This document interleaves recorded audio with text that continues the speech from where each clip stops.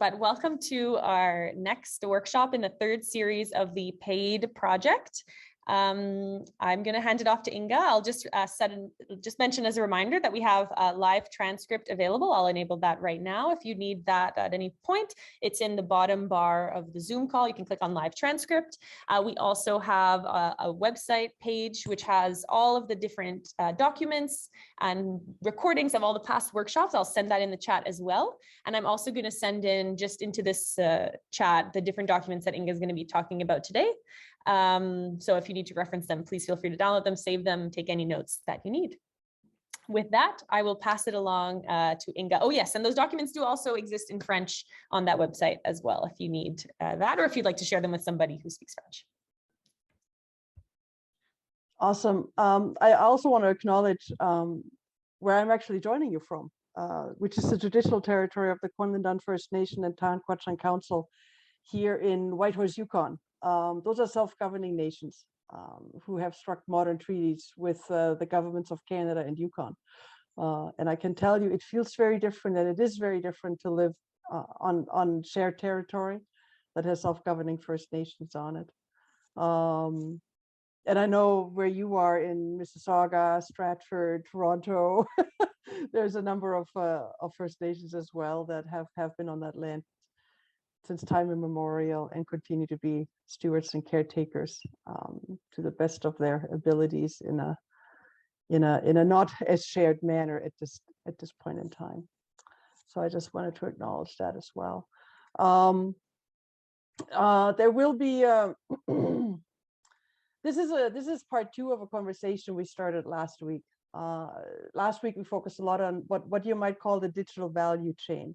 So there is a creative chain from, sort of the, idea to, the creation or making part of the art, to the producing part of that, into presenting and finding an audience for it. And then sometimes at the end of that, we might think about, long-term distribution or archiving. In the digital value chain, some of those players don't necessarily have to be the same. In particular, as we know, the sort of impact that the digital world has had on many sectors, including in arts and culture, whether that's, writing or news production or music, basically the intermediaries between creation and end user have shifted. So when we think about business models, we need to think about the relationships that we have along that chain. So what I would like to propose is that we actually are in a scenario, as we talked about last week, where the presenters, the theaters are the platform in the physical world. And those might become replaced in the digital world with a combination of internet service providers, the organizations that run your data across computer networks, as well as digital presentation platforms. So what are the most common digital presentation platforms today that we've all sort of been using? Right? They're Facebook, YouTube, maybe Vimeo.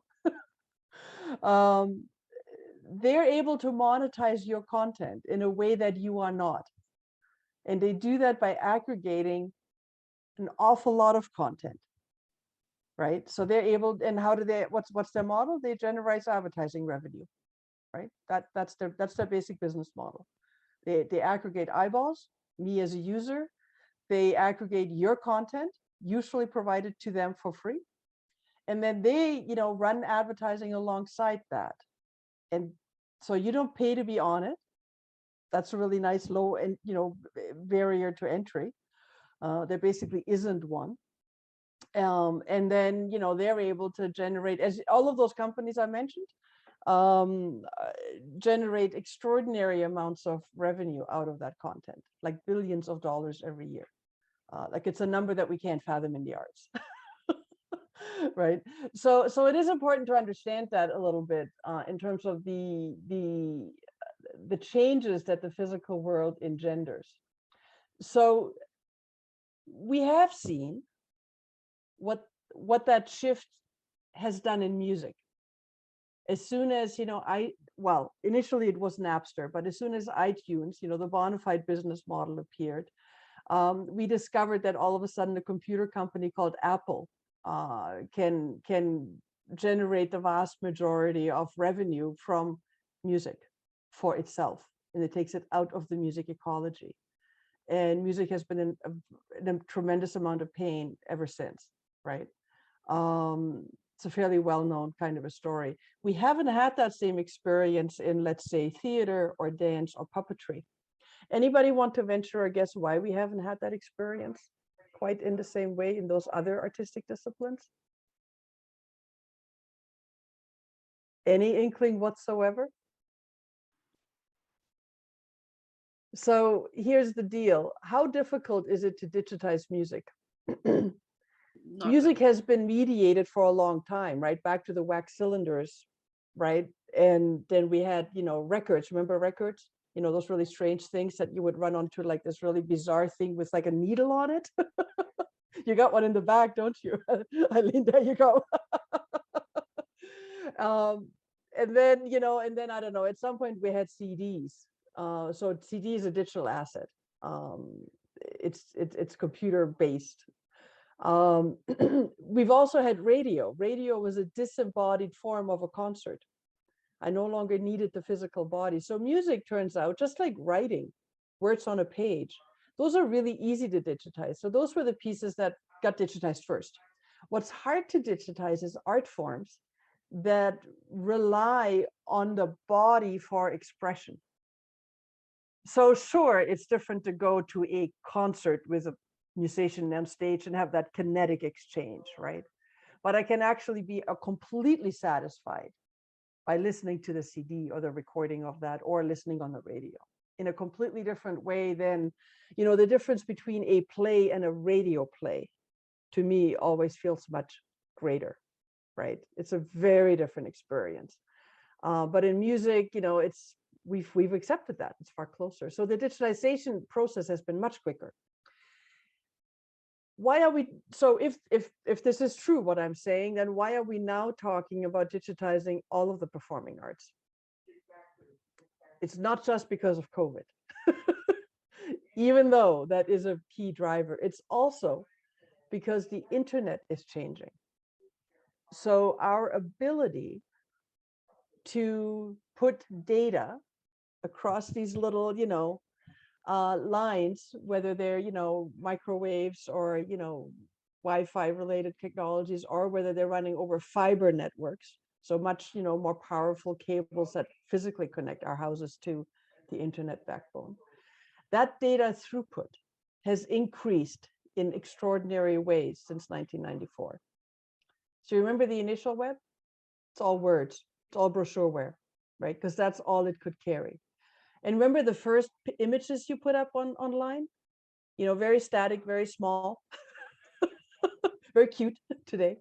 So today we run, 4K HD television quality across the internet.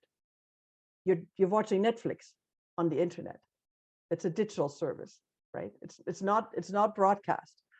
So that capacity is increasing with 5G networks even more. 5G, so depending on where you live exactly, you may already have 5G. The more rural you are, the more you're going to live in 3G, maybe if you're lucky, 4G world. So 5G world is what it will allow much more kinetic art forms that are much more embodied to become a thing. So what that means is, imagine virtual reality streaming to your house. Not a box you have to buy, not a headset that, right?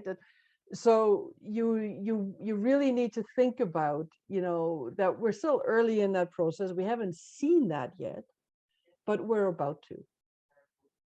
The other piece is I think we've recognized that with COVID, when everybody needed to stay at home, and that all of a sudden became our framework, we realized that connection amongst humans might trump quality sometimes. Right? So March 2020 was a particular moment in time. We just needed to see each other. We needed to connect. And so lots of artists, lots of artistic, products that weren't naturally meant for the digital world all of a sudden became digital. And it turns out there's an audience for that. It might be a different audience from the one you know. It might be an audience you can't quite figure out how to get money from, how to extract, an exchange of value from, because we didn't really have any formats for that from a performing arts standpoint. But of course, we do have a format for that if you're Netflix.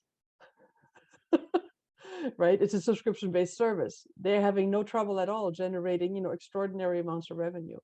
There is a format for that if you're Facebook and if you're YouTube. Right? So it's not like other entities hadn't already figured out business models. The Stratford Theatre Festival has, when did they start this? I want to say 2015. Jumped on the bandwagon around digitization and are offering some of their shows on a subscription basis online. You can go watch them on demand. They weren't the first ones to do that. Other organizations like the Met, Metropolitan Opera in New York, or the Berlin Philharmonic had already in the late 2000s, 2007, 2008, in that frame, figured out a digital, offer. Now, what are the problems we have with those existing services? Anybody have any issues whatsoever? This is a small trick question. The challenge we have is that what we see working in the world are either the number 1 or 2 brands in the world, like the Met, like the Berlin Philharmonic. And Stratford, in a Canadian context, very much is one of the biggest, performing arts organizations in the country, right? They're big for good reasons as well. So you get these top brands running their own productions, their own channels, and that they're trying to find a market for it. Are any of us in this room capable of doing that? Not really, right? Not really. So we end up in this other world, which often uses advertising as its medium to monetize. So we're not able to generate any benefit for ourselves. So that's the Facebook Lives, that's the YouTube, that's the Vimeos, and anything else like that, right? So you end up what I would consider a no person's land, right? There is no good option available. Or is there? Right. So one of the things that intrigues me about the project that we're working on here is that there is a collaboration of people involved in this process. As soon as I add more organizations and more people to it, would I be able to figure this out differently? Is there strength in numbers? I think there's strengths in numbers, but how far can that get us? So I want to sort of, ask it from I want to ask you a couple of questions sort of from this perspective and see if, you want to have a reaction to that. I'm trying to set us up in this conversation a little bit, right? So some of this we talked about last week. So that recording from last week will go into a certain kind of depth around things. But part of the question I think that we really need to grapple with is, what should a Canadian digital performing arts ecosystem look like?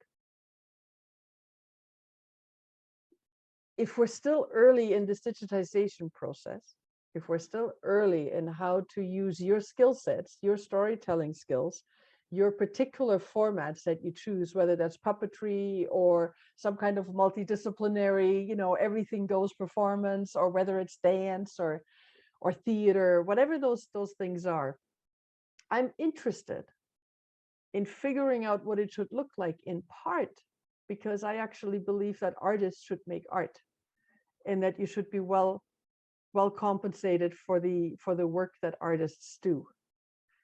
That's the piece that is always the least well compensated in the digital world. Content creation, right, is the part that gets sort of the short end of that stick. while the rest of the ecology is quite fine, right? YouTube's fine with or without your content. You're not necessarily. So I think that idea of, what should it look like might actually help us to figure out what it is that we want to invest our time in to fix some of these issues and figure out whether we can. There's also this question about how is revenue generated and shared in the digital world. I'm not satisfied with the iTunes or Spotify model, right? Where the artist ends up with 0.00 something. I think that's counterproductive. It generates a scenario where the art is fine and the consumer of that art is fine, and the final intermediary, right, that the closest to the end consumer organization is quite fine, but Canadian artists are not, to the most part, right? And I would propose that increasingly you are not. It's not getting better. So how do we put ourselves in the driving seat? Right? That's the question I think that we need to answer. And understanding how revenue is generated and shared in the digital world and how it's different from the physical world is actually important. The closest I think some of you might get to an advertising revenue supported model is if by chance you do a house program, and in your house program you put a bunch of ads from your sponsors. That's the closest you get to advertising supported models. How well is that working, right? It's a lot of work to get those ads in. and all you're usually able to do is print the house program. You can't actually do anything else, right? Because your money just kind of disappeared. So then the next thing is like you got this model where you're generating a lot of public revenue. Maybe you're got good at sponsorship. Maybe you have a really good individual donor program, right? All the ways that you're trying to get compensated for the actual work you're doing, which has created a superstructure of other skill sets outside of the artistic skill set, outside of the producing skill set, right? You become business people in this really profound way. And by the way, all the power to you. The more diversified your skill sets, the better for you to withstand whatever buffeting the world throws our way. But to me, the big but is it keeps you distracted into needing to do adjacent things to creating art, not creating art, not creating profound conversations we should have with each other, right? Or whatever version of that you play in. So I think, I'm motivated from that standpoint to understand a little bit about what a physical business model might look like versus what a digital business model looked like, and whether we can generate a hybrid version of that can survive. So we had talked last week a bit about, so what's a business model anyways? And there's a bunch of definitions. The ones I like are the ones that you're seeing here, which is, it simply describes how you create, deliver, and capture value. That value can be monetary, revenue is important, but in the arts, we're also interested in some other values, cultural values, social change values, that you might also be engendering, health and well-being of your community, those kind of things, right? So it's not always just money that we're looking for. But it basically, like, it's a way that we understand that, and it's a way that we're working through what it is that I need to put together every day, and how are all the different pieces coming together so I can make the one thing that I really care about go, right? That's what your business models essentially describe. Now, I want to say this really clearly. Most business models in commercial for-profit endeavors extend only to buyers and sellers, right? I'm a seller. I got a widget. I've got airline seats. I've got hotel rooms. I have those to sell, and I go direct to the buyer and I sell them, right? So the 4 P's of marketing, product, price, promotion, place, hold really well in that world. We've added a few concepts in the last few years around, understanding the role of people staff, partners, not just buyers, positioning, so value propositions, brand, and performance. What are you into? Are you into profit making? Are you into sustainability? What's your motivation around the performance you're looking for? So this is a very traditional sort of a business model. It's quite simple in comparison to what goes on in the arts. So in the arts, I borrowed this from another report worth reading. It's from IETM, the International Network for Contemporary Performing Arts out of Europe. And I saw this really neat little multi-sided business model in the arts. Basically, it acknowledges that the public funding you receive, it's in a lot of ways, the public funder is your buyer, but they're not the end user, right? Because they're paying much of the bill or some of the bill, right? And you cater a lot to their needs. Right? That's called accountability. You got a proposal, they give you a grant, you got to account for it. It's a whole other workflow. Your end beneficiary only pays part of the freight, so to speak. The attendee only pays part of what it really costs, right? So in this kind of a multi-sided piece, your world is a lot more complicated because you have different kinds of decision drivers. It's not as simple as I just got to figure out how much to charge and what my profit margin is that gets me to the next day, because a lot of your profit margin is actually called public funding. You don't need one because you got public funding. And you wouldn't be able to generate one. There's very few commercial performing arts organizations in this country. Like very few. It's an incredibly difficult thing to make go, but we care about arts and culture, so therefore we support it, right, from a public purse standpoint.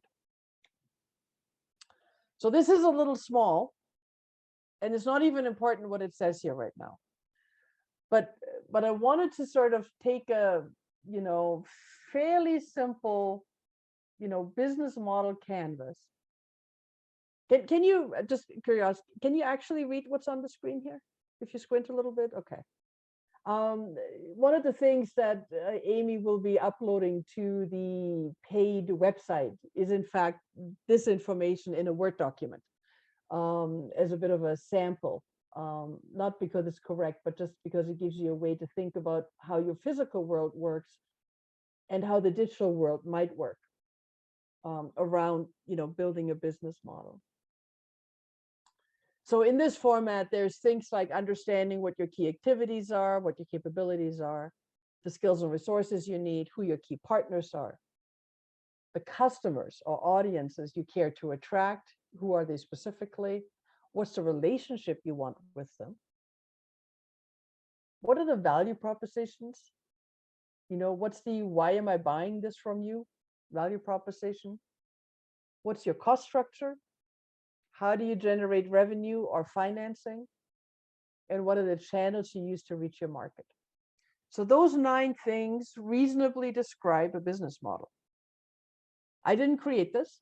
There's a reference on the files about the creations of that being Strategizer is a spot that you can go online and find this kind of stuff.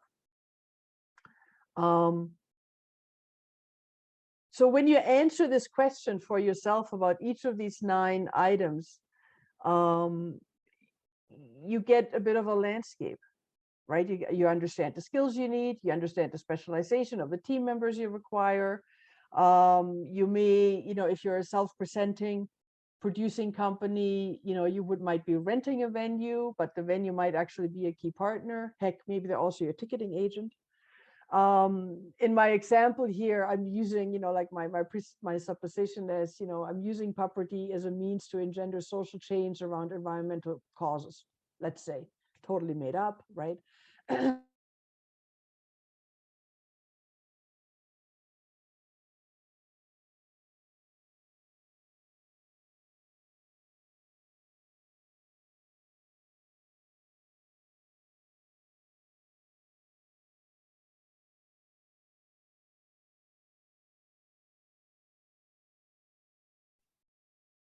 I think we may have, yeah, it's frozen for me as well, Andrea. I think Inga may have had a rural internet issue. Let's see.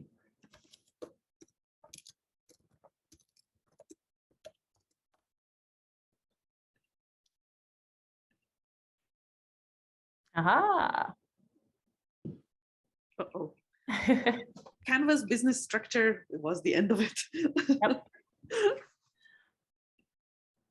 All good. I'm sure she'll be joining us shortly again. This is the fun part about technology.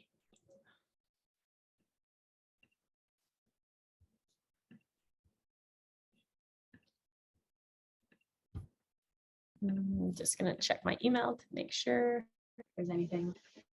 Yay, she's back. Yay. Excuse my Whitehorse-based unstable internet. No problem. You were just chatting with each other. Was it on topic? Not really. We were more questioning what had happened and just Right. reassuring ourselves that you would be back. Yes, sorry, this happens every so often up here.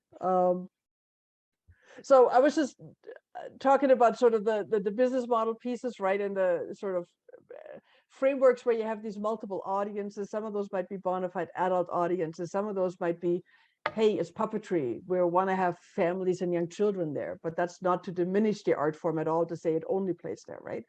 And if you want to generate some kind of change in the world, hey, schools are fantastic. So you very quickly, what I'm heading at here is you very quickly have actually quite a complex organization in the physical world, operating as a bricks and mortar entity. This is complex, right? Your frame around the art you create, the conversations you engender are already complex. And that's before I say anything about the digital world, right? And you have all the pieces, right? You have figured out how to make the pieces work. You know how much your public funding needs to be. You know how much of that needs to come from the province, from the federal government, from the municipal government. It's usually often all three, right? If you're unlucky, it's only one. You understand your relationship with Canada Council around creation. You know how to go after that. And you've had to learn that. You had to figure it out in organizations when they go through that process of, startup to mature. That's a key piece that you're figuring out, is how to make all of these pieces work and how to not get too disturbed when one of your funders changes the timeline for proposals, because you got to make them all work and they don't have the same deadlines, and it's actually difficult. And you do all of this work every single year only to get to the starting blocks, right? Because only when you have that assurance can you create, can you make, can you produce, right? But you figured it out, and that's really good. Now, how do you make money? So public funding, absolutely. Performance fees if you're touring, or even just locally, right? If you're self-presenting, it might be subscription and ticket sales. If you're a playwright and you actually publish a play, then you get into publishing rights. If you're a composer, choreographer, producing company of some sort, you may end up having performance rights when somebody else remounts that work, right? There's all kinds of different ways that you're able to generate revenue. A lot of that becomes incremental, right? Like, it's not a lot at a time. It would never be enough to actually make you go for the next year. So the public funding piece is crucial in it. The cost structure, what do you spend most of your money on? Amy, Virginia, where does most of the money go that your organization makes? Labor, people. Yep. You got to pay people. Does this make you unusual as a sector compared to other sectors? Not at all. Not at all. In most organizations, in most businesses, the biggest expense is employees. It's normal. It's tough to scale, right? People are hard to scale. We get the same 8 hours or 10 hours or 6 hours a day that we can work productively, depending on who you are.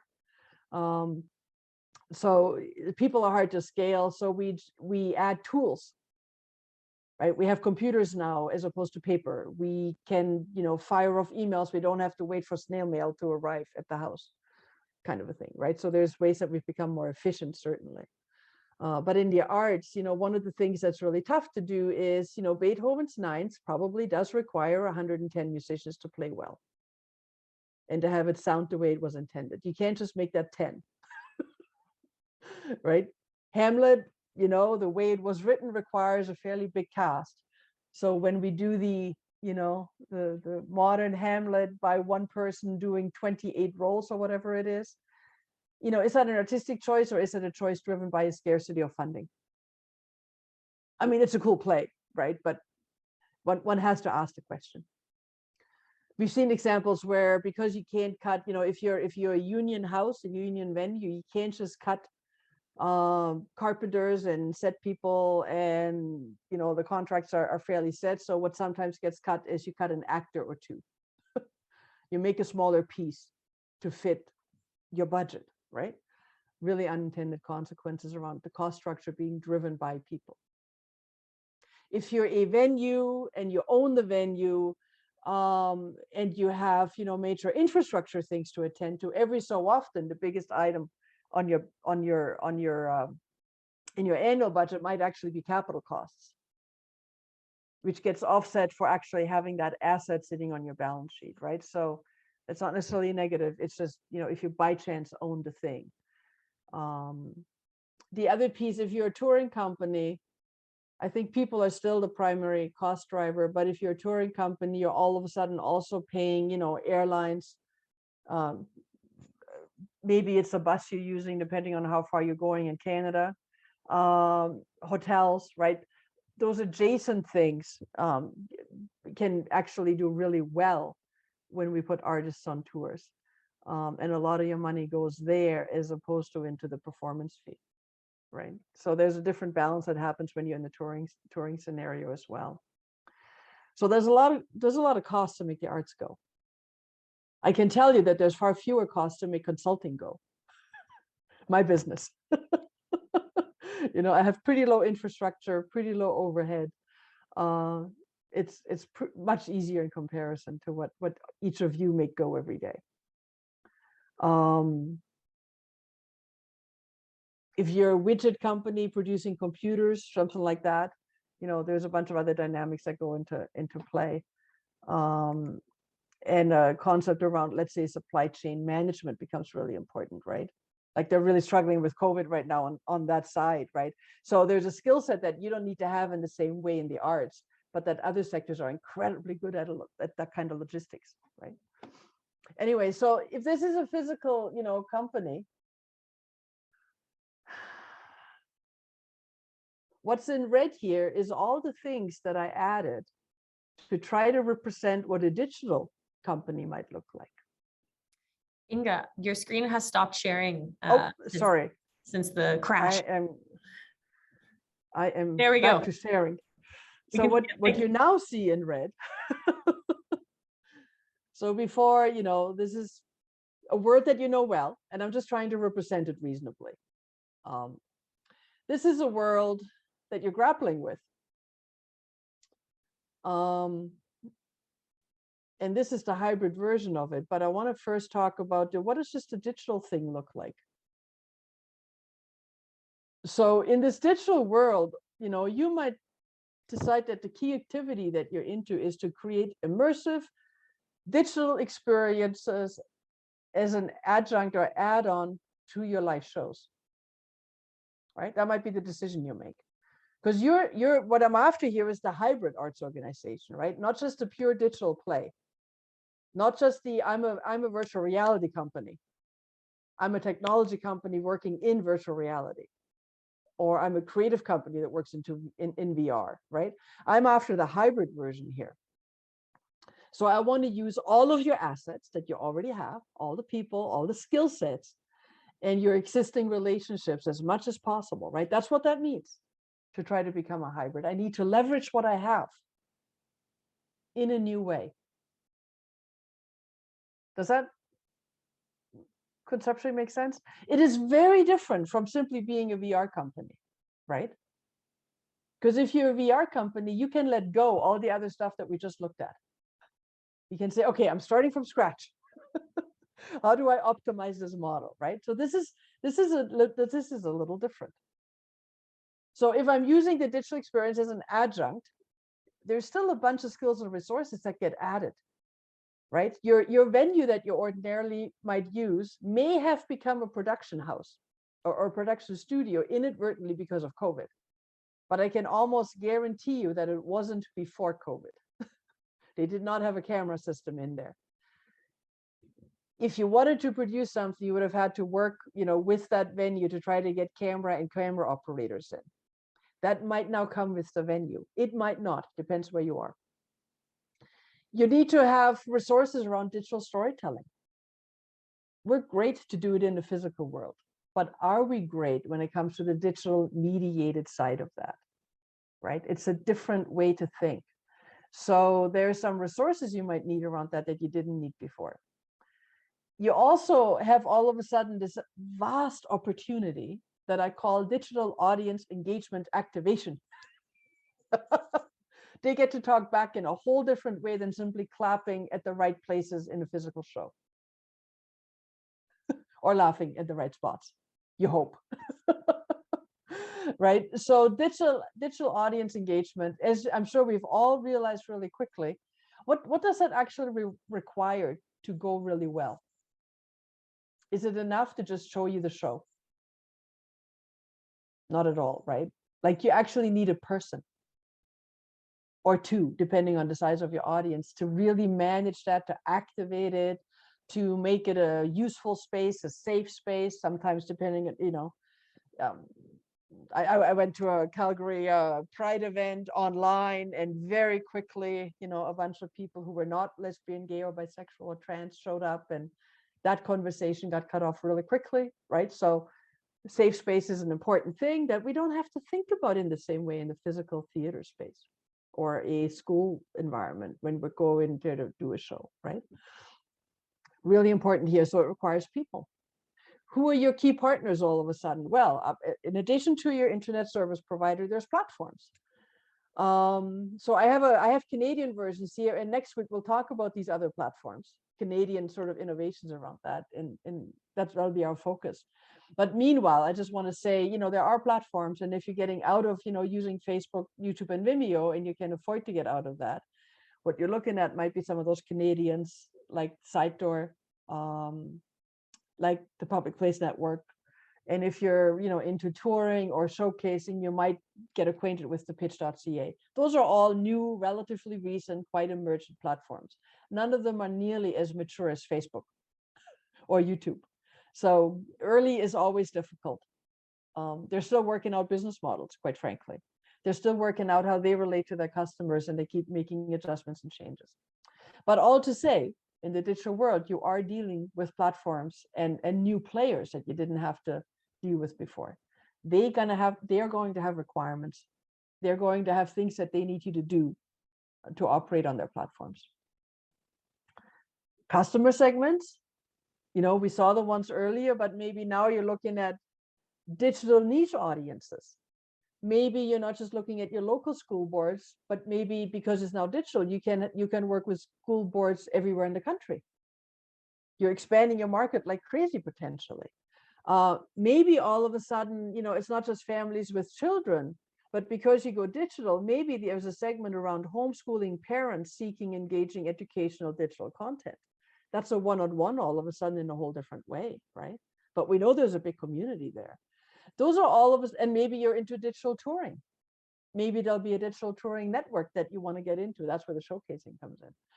So you can see really, really quickly, right? The customer segments here are actually different. They tend to be much bigger. And the only question is, while they are bigger, how much of that can you reach? How thin sliced do your segments become or not, right? The digital relationship, the customer relationship, I mean, I can, if I make it up, I can have endless amounts of, really awesome ideas around, I mean, I just threw a couple in here for the fun of it around, maybe the relationship of one is a co-creation relationship for, my artistic expressions, my artistic pieces, the artistically fueled conversations that involves residencies for students or maybe entire classrooms. And it's a co-creation thing. It's digital, right? So why wouldn't I? Maybe there is some kind of a, adult engaged activator cohort that actually is going to raise awareness of the issue that you use in your art to engender conversations about. Back to my environmental example, climate change, right? And maybe that all of a sudden becomes an activation mechanism. So social change through the arts, right? Environmental change through the arts. It's a means to an end all of a sudden. The value proposition, hey, you make it what you want. I'm an activist in this scenario, so I'm going to go there, right? Cost structures, revenue streams, and channels.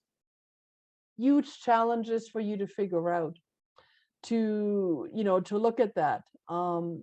My ability to be a digital forward arts organization out of the Yukon trying to do life work, I've just demonstrated the challenge when my internet went down. So I'm better off in some scenarios to can it, to pre-record it, and to, send that to a server somewhere else in the world and have it run off that, and everything can be more happy. But all to say, it changes my cost structure if I have to pre-record content and if I can do it live. It's much more expensive to pre-record because you're in an editing process all of a sudden. Oh, I don't like the way my shirt looks, I'm going to change it. Oh, I have to re-record the entire thing. Lots of challenges when you're in an editing process. You need digital editors, you need digital community animators, you need digital rights management, a thing that barely exists as it turns out, right? But we're going to figure it out. And then you have, those digital creation dissemination supports. Right now, Canada Council has decided that they're supporting that a lot. And they've got, the last 4 or 5 years have been fantastic around that support, and they're continuing that. That's great. That's probably not enough at the end of the day. So when you look at this like this, I'm just curious about quick reactions.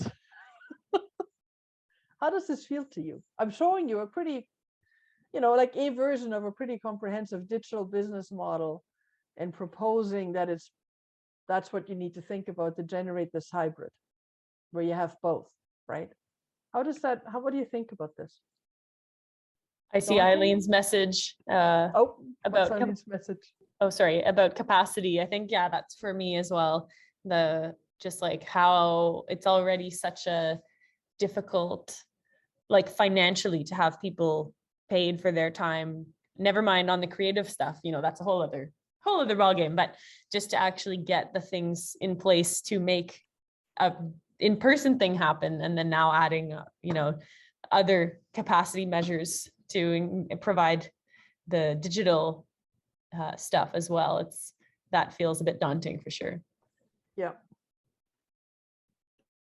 Andrea.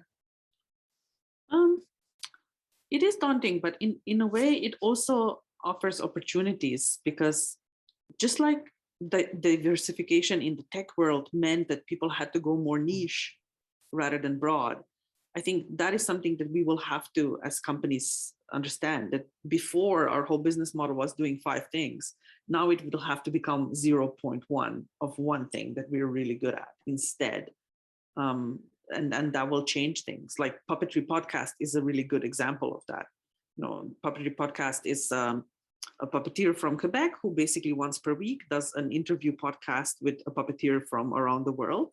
The monetization model is Patreon, alongside with some public support, advertising, and other things. And I think this is what the industry will have to do. So instead of a company doing million different, and especially English Canada, I find that all theater companies are trying to do everything. Every company does Shakespeare and new work and residencies and well, in Quebec, it's been for some time that the companies are diversified. You have a company that does only classical work, company that does only Eastern European, only British, only French classics, French new work. Like it's really specialized in theater already because the scene is so much denser. Mm-hmm. We will have to do that as well, instead of having every company in Toronto does new work. And it's like, is there really an audience for every company doing new work? I would love personally go see something else, but I instead travel to other places around the world to do that. I can do it in my doorstep if someone would offer that. Mm-hmm. So specialization, I think digitalization will really force us to specialize in something. The capacity won't work. Eileen is absolutely right. Capacity won't work. We won't be able to do 5 things. That's a very astute observation. I can't remember if I said this in the workshop last week, but in one of the sectors I work in is marketing research. I am a marketing researcher and business strategist, right? And what's happened in marketing research with digitization and do-it-yourself surveys and all that, like there's been a real commodification of many of the tools, right, that we use in research. So that there's 2 kinds of entities that can continue, that do incredibly well in that sector. There's the independents like myself, you know, low overhead, no need to scale, right? Well compensated for the things we do, because we bring intelligence to it, right? Like I know the art sector. When I do research for you, it's going to make sense. So a specialization in certain ways, right? The other kind of organization that does incredibly well are those with massive scale. So multinational companies in research, right? The ones that are having the hardest time are the ones that operate either regionally with a bunch of staff or nationally in Canada with a bunch of staff. Canada is an awkward country, right? It's really big. So our national is not like national in the Netherlands or national in Germany. We don't have that density, right? So the in-between layer, you know, I do everything, but I don't have the scale, so it's much more expensive. I can't compete with the multinational, or I don't have the depth of knowledge in those sectors. But it's a survey, right? But without the knowledge and the intelligence side of that, it's actually hard for them to compete against me, right? So I think what you're describing is that mechanism, right? Where you got to be either super large to achieve that scale, or you got to be super specialized and tiny. And in both scenarios, you can do exceedingly well. But the in-between bit, I do some of every, you know, to cobble it together part, really, really hard. And your system of funding is what forces many of you into this. I got to do a new thing all the time, right? So it's in part because Quebec has a different, you know, attitude towards funding from the province than the rest of Canada does, right? So in part, that's a conversation you got to have with funders to say, stop making me do a new thing every single year. I can't get good at anything. I can't be known for anything. Right? I can't build a brand that way. And yes, I'm a not-for-profit, so that language might seem weird to use, right? But the point is, the audience is an audience, and if I can't know you for a thing, call it reputation if that helps. Same thing, and a couple of nuances, right? That actually challenges you like crazy.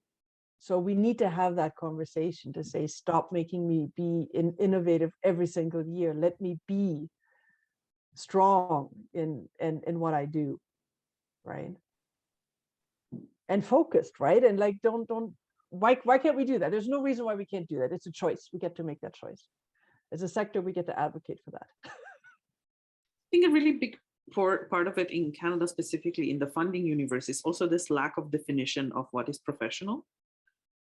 That's very confusing. Like on one hand, there is demands on what are professional fees and this like unspoken standards, which I felt was, for someone coming from outside, was like joining the Freemasons in a way. It's like no one will tell you how it is. It's some you know, dedicated circle, and you're supposed to guess between the lines. I think it's extremely untransparent the way how the sector here works, especially for people who are newcomers. It's very untransparent, it's very unwelcoming, and it's very double standard. So if you know how it works, then you know that's you're subject to one thing, and if you don't, you're subject for something else, and you never get straight answers, especially from the funders, because there is no requirement, right? You do not have a better chance of getting a grant if you're abiding by the professional payments, even though that is the mandate of some of the funders. And yet there is left, right, and center organizations who don't abide by the same rules and do get funded for this or that reason. So it's not a level playing field in that sense. And I think that ironing out some standards about what constitutes professional and what doesn't constitute professional would be helpful. In fact, going as far as having 2 funding bodies. Most European ministries of culture have two funding bodies, one funding body that funds professional only and one that funds community/amateur activities.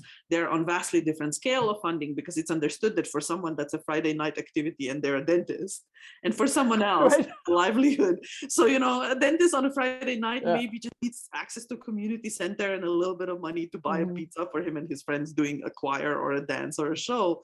But someone who does this for a living, they're trying to make something entirely different. And here I find that having absolutely no distinction between these two creates an additional level of competition that is becoming very, very challenging and unfair to people who pay for education in the field too. And it's a funny one. There is a distinction, but I think there is a lot of opacity as well. And the way that the professional is defined in Canada is a very particular frame around that, which is, it's not, and it changes for every discipline that you're in while you're at it. Eileen, go ahead. I was just going to say, I think the other thing is the interconnection of one is required if one is running an entity like we are, that you have to have municipal, provincial, and federal entities to validate your existence, all of whom have different structures, all of whom have different timelines, all of whom have different literal formatting and processing. So there's just a huge capacity required to navigate the public funding sector to maneuver this, and utter lack of consistency across and empowerment. And because their pots are quite small, you know, in the provincial sector in Ontario in particular, highly competitive, and, you know, trying variance upon systems, it's very challenging to find the right answer because it changes literally every single year. So again, we're back at, there has to be some, how one can say that we would like new systems. Where do we get the power as the artistic community to speak to the whomsoever that is perceived to be in control of said funding? And then how do we address the issue of perceived value of the arts as compared to the automotive sector or fisheries or healthcare or whatever, all of which we in the moment need their support. This is a much more complicated conversation about perceived value of art at the same time as everybody lives all day long with art and spends their complete available free time doing something that's either in sport or in art, as far as I could conceivably imagine in a broad naming of something. By definition, right, culture, both of those things are part of culture. And by definition, we're human beings, therefore, we're engaging in cultural activity, whether I'm cooking at home or whether I'm going out to eat. Culinary arts. Mine might not be as high level. Whether I write the poem or I read the poem, whether I watch the television thing or I make a video, right? Like, absolutely, we're in cultural activity all the time. One of the challenges is the utter availability of that activity. And I think, Andrea, that goes a little bit to your point where, you know, the professionalization of that in other countries is in a much different place. And the specialization around art creation, production, and enjoyment is at a different place. And Canada is not exactly in that place, right?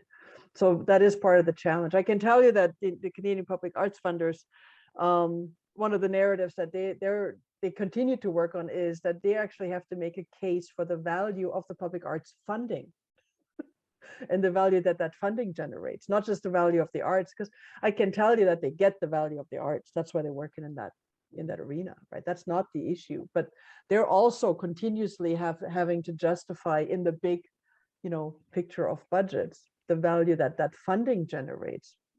And I think they're getting better at telling that story, not just from an economic impact standpoint, but from a health, well-being, and healthy society standpoint, which is really, really important. I think they're maybe not communicating the very economic point, right? Because it's talking about the values to a right-wing government won't really get you very far. Economic argument will get you far with any government. And the one part that like we've spoken to a few MPs and MPPs in our area, and the one thing that is really not being communicated to them, like they're all pushing the digital narrative because it's fun, it sounds great now, but the digital job can easily be misplaced anywhere around the world. The moment you're online, it's cheaper to work anywhere but in the developed world. and the live arts cannot create a job somewhere overseas. They just can't. Live theater or a festival always has labor in Canada that earns money. You just cannot, unless you're the Rimini Protocol, maybe, have a call center on the other side of the world run your show. But much universe, you can. harder to do right now, but who knows what the future holds. And I think one of the pieces we recognize is that the performing arts sector in the digital world is going to look a lot like maybe media arts or digital arts, right? It becomes adjacent to that other side. And I think there is a challenge in recognizing that it's still a thing unto itself as well, because you don't actually want to let go of the live performance. We need to be in the same space together. I think we're going to lose in that battle. And we know we're going to lose in that battle because there is companies and countries around the world who are proving this already. Some of the best performing arts companies that exist are very much still in person. Even when they do stream, they stream live only. It's not recorded. Yep. And the liveness, like we can digitize and turn ourselves into media companies. We're again going to lose, because if I turn our production company into a media company, it's much cheaper for me to hire a developer from India or China or the Philippines or Eastern Europe than it is to hire a Canadian. Like, why would I hire a Canadian developer at 100K or 120K where I can get the same, if not a better developer for 15,000? And then I can have 6 of them and they can make way more work happen. So if we are all media companies, we're effectively exporting labor. And as a government, one of the key arguments that you need to solve is, how are you not going to have a massive unemployment and the social unrest that comes with that? Well, by creating jobs. So if you want to create jobs, digital economy is not the way to go, because wherever the hourly wage is lesser and wherever the labor rights are less protected, that is the best place where you want to have companies that are digital do their work, which they do. We know they get their headquarters in countries that have the lowest taxes. They move their production, whether it's the manufacturing part or the creative part, into countries that have the lowest hourly fee. So we're basically hurting ourselves by promoting these activities, by exporting jobs to places that are outside. Live mom and pop restaurant will not be exported somewhere else because it's that mom and pop cooking 3 houses down the road. And same goes for the arts as well. The more live arts, the more jobs are created. The less live arts, the more jobs are exported. Well, and they're different jobs. So, and I think the argument works both ways, right? Just like your workforce can be distributed globally, so can your audience. So it becomes a matter of, share of voice from that standpoint. Does Canada have a story to tell? Does Canadian art have a story to tell that the rest of the world cares about? Right now, the world we live in, the stories we hear are virtually all American, right? American TV, American music, and there's reasons for this, right? So I think, it's more complex. And I mean, the other issue that you're facing is, while what you're saying is very accurate in terms of labor mobility, it's also unavoidable. It's right. Not so true. So the challenge is, just like Canadian content is a thing on radio and television, there's minimum requirements if you want to have a license. Government can impose all kinds of rules about where your labor is. The issue is they also have to figure out how to fund it then. Well, just like CanCon gets funded. Right. We have successful models in other countries. I just don't know why we don't want to look into them. But as apropos to your audience argument, the audience is not American at all. Number 1 and 2, cinematography or digital, cinematography in the world is Indian and Nigerian. Hollywood only comes number 4. And when it comes to the digital art, we are way behind most of Asia. I know we like to think that we're really ahead. We're not.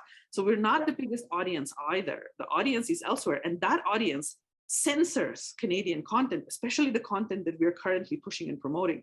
So if we want to talk about having a global audience through digital, we're not going to have a global audience promoting all sorts of content that we do in Canada, because that type of content is not desired and it's actually straight up banned in about 3.5 billion people.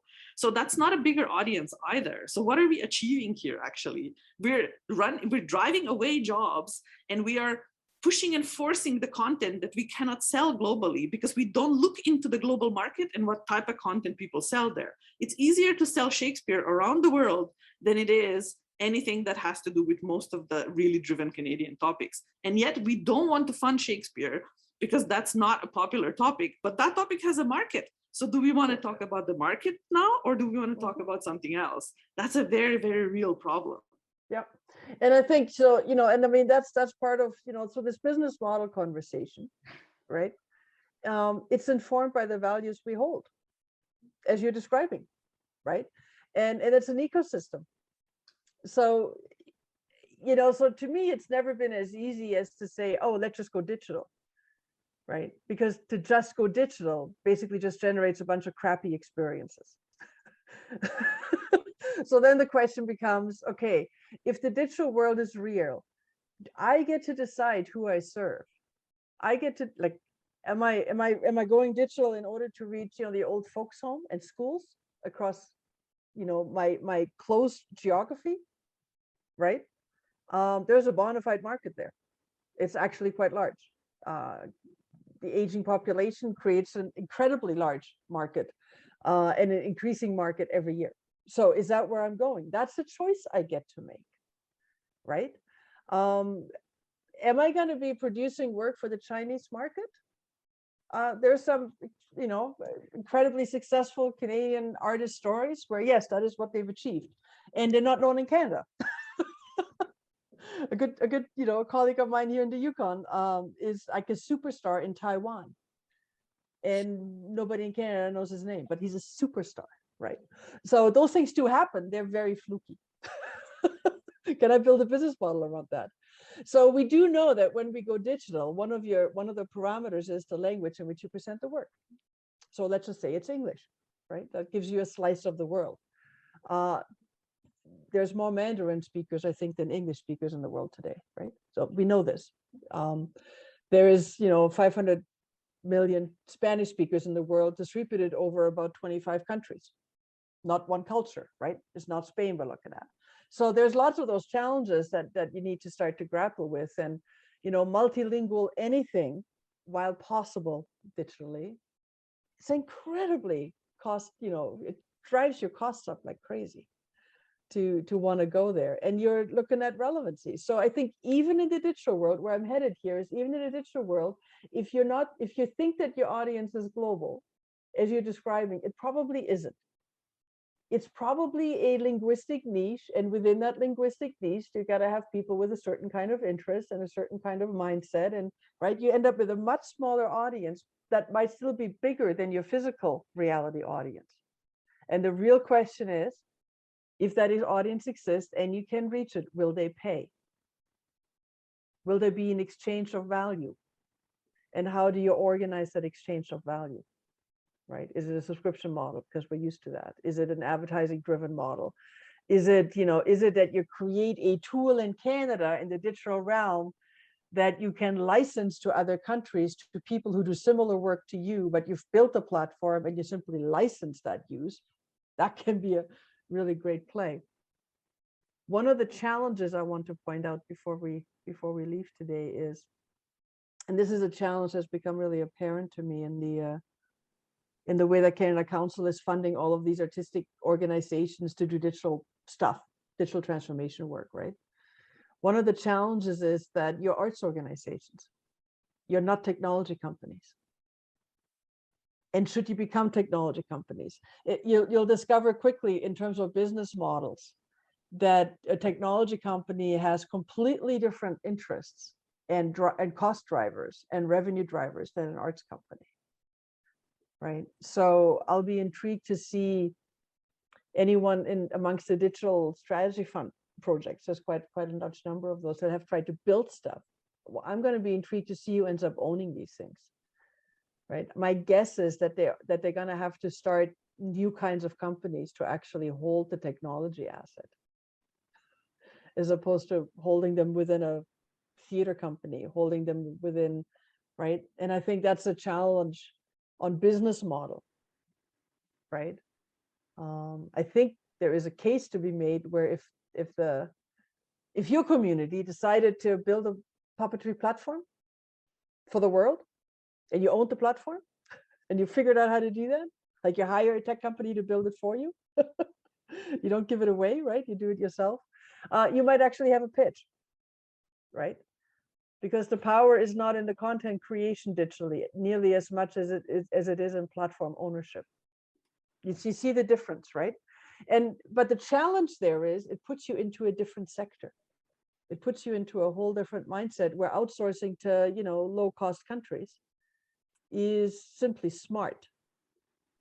That may not be smart from a cultural production standpoint, right? But that's one of the challenges that you're forced into thinking about. Go ahead, sorry. There's an additional challenge to that, which is when you build a puppetry platform and you hire a company to do so. The technology company's value is not in building it, it's in maintaining it and constantly updating it. That is where their value and their income also comes into play, right? We buy another Apple phone because our operating system is upgraded and it goes out of style. Because everything is Apple, that's right. when you hire a technological company to do that for you, well, basically all what you're doing is you're writing a grant for free so that you can pay the technological company. I think we have to ask ourselves, how much money do Arts Council actually spend on the artists? Because I would argue that recently the proportion of the money spent on artists versus on all sorts of other companies has gone down significantly. So how can we expect to make better art if we spend money on artists that is actually lesser for artists to do things that are not necessarily for us to do in the first place? Like, why in God's mind would anyone want to build any technological platform in the arts? There's no skills in it. You don't know what's the latest thing. Come on, does anyone in that team knows how to program using anything that's like somewhat of the latest database? No. So all what you're doing is giving instructions to some tech company. You can't even evaluate what their skills are. Like that's like me trying to start a new Tesla competitor. Of course it's not going to work, because it's the intellectual knowledge behind the person doing that that's going to make this happen. Plus, it's really easy, if you don't protect it properly, for the company that built it for you to make a better version of it and sell it to the market before you, because they can access angel and venture capital and you can't as a non-for-profit. Yeah, and that's where contracting is an important consideration, right? Because ownership means ownership. That means you own the intellectual property. Just because I built it for you doesn't mean I own it. It depends on the contracts you write. So there's tons of challenge there, right? But I think that is part of, like in a way, it's like, so we get to choose, right? As arts organizations, we get to choose where we want to play. And you need to optimize towards that. You need to figure it out, right? So if you're going to be a niche player in a niche art form that predominantly works, in their local physical market, I think you can be exceedingly successful at that. You can actually get beyond, sort of wages that don't allow you to have a half decent life. I think you can achieve that. I also think that, if you're interested in working well in the digital world, what you need to start doing is to learn about that world. Because you're right, that informed decision making is very haphazard. And therefore, right, is very haphazard in the art sector, in part because the art sector never had to think about it. But you know what? Every other sector did.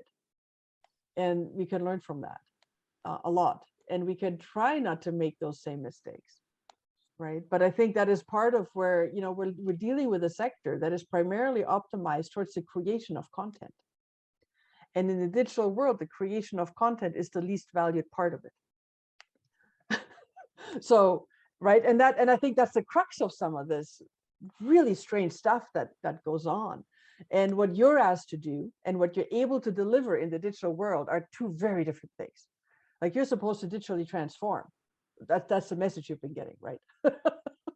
And you're kind of going like, yeah, but for who and what purpose and why? And those are actually the important questions to ask. And the analysis on that is really important, right? Because there is no point in all of us trying to show the same work online 50,000 times when there is no audience we've ever figured out to reach.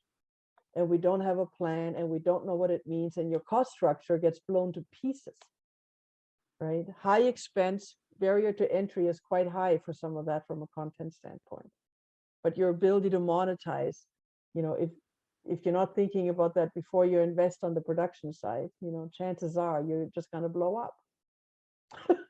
because there is lots of money in the digital world. It just ends up in the wrong hands, so to speak. It ends up outside of the arts sector. It ends up on the technology company side. So I think that's a really big concern that we need to grapple with. And that's part of why we're having this conversation, right? Because it's not like it's all figured out and easy. I think the one other fun. piece, Yes. yes, the excited conversation, but how do we, as the performing arts sector across Canada, in some manner, get the funding bodies to comprehend the complexities and some versions of alternative models that exist? And could we look at some, and where is our visioning a better situation within both the performing arts sector as a live body and a better way to fund these things as a base point as we hybridize or do whatever we want to do. As you hybridize or you actually leave the performing arts sector and become that media company, right? Because I think that's a real choice point that some of our colleagues will have to make. And how is that going to play out? Because all that media company stuff looks like it's a commercial endeavor, but what you need, but underpins it is not. So the funding models are going to be very stressed. And I think, it's what you need to do is call up the decision makers in power, and you need to ask them for meetings, and you need to organize as a sector, right? That's tough, but that's actually the work that does need to happen. And there are some organizations that have been doing that work. The Canadian Arts Presenting Association is one of those players, as you know, Kapakoa. There's some benign players, perhaps like myself, that sometimes get invited to talk to those kind of bodies for a bunch of different reasons, and trying to make sure that we bring the complex story to bear, not the easy story to bear, is really important. One of the things I keep pointing out, and I think there was a comment about you should change sectors because consulting's easy, right? More money, low risk. You're in a high risk business. I'm not.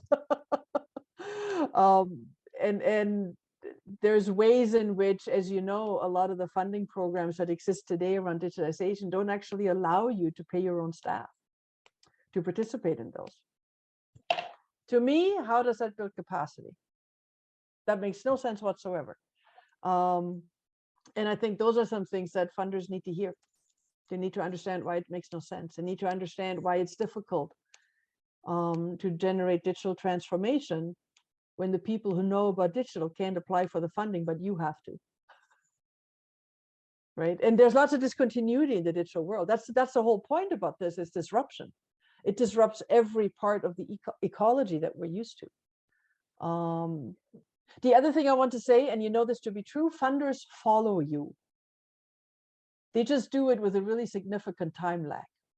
So by the time that they listen to you about the current concerns and they understand them and they adjust the programs to try to match the current concerns, it's going to be 5 years out already, and you have different concerns. So there is that challenge where funders actually do follow you, but the time lags are so long that it can be unhelpful. Right? And they build systems, robust systems that are hard to change. They're not nimble. They're not agile, but you have to be, right? So there are real disconnects that are really hard to overcome. And Aline, you've been at this conversation for what, 30 years now, in one fashion or another? I would say yes. Right. And the concerns you had 30 years ago were pre-internet, and they were slightly different, right, than they are today, where you have these and all that's happened is added layers of challenge. Nothing ever gets replaced. Right. I think we have to keep actually speaking to possibility and optimism and visioning and actually dreaming what would be good, because otherwise you become incapacitated. And you also talk about all the problems and you emphasize and strengthen the problems. And I think we really have to start, end gaming it, in the sense of what would serve us, and I think an example, I don't know, Heather's not on this call, but other countries where, they decided in December that they were going to have a 4-day week work week in January, and they declared it. you know, there are versions of, you know, if you keep saying you can't do this because of the grocery list of reasons that you can't do it, then you will not be able ever to do it. So we need to proceed as if it's absolutely possible to make it be what we need it to be. And we have to keep saying, here's a solution here. And again, the language of outside the box and paradigm and pivot and all those words that get, well, they get co-opted, but they were initially had a meaning. You know, and paradigm has a actual meaning, and the principle, if we only look at lack, that's what we're going to get. And so we need to look at, when we come together, we're stronger. When we come together, envision something, when we, you know, synergy is a word, it actually means something. And, you know, co-opt it again and pick a thing. Realistically speaking, I think we need to, or otherwise you just, why not just stop now? Because it's utterly and completely exhausting, and all you emphasize exhaustion or you emphasize the possibility. Yeah. And I mean, to me, you know, thank you for that. That's a perfect closing remark. And it made me put up, you know, sort of share this slide again. And I think the central question is, what should the Canadian digital performing arts ecosystem look like to actually work for Canadians in this country and those who come and join this country? We're not post nation state yet. we're not in Star Trek world.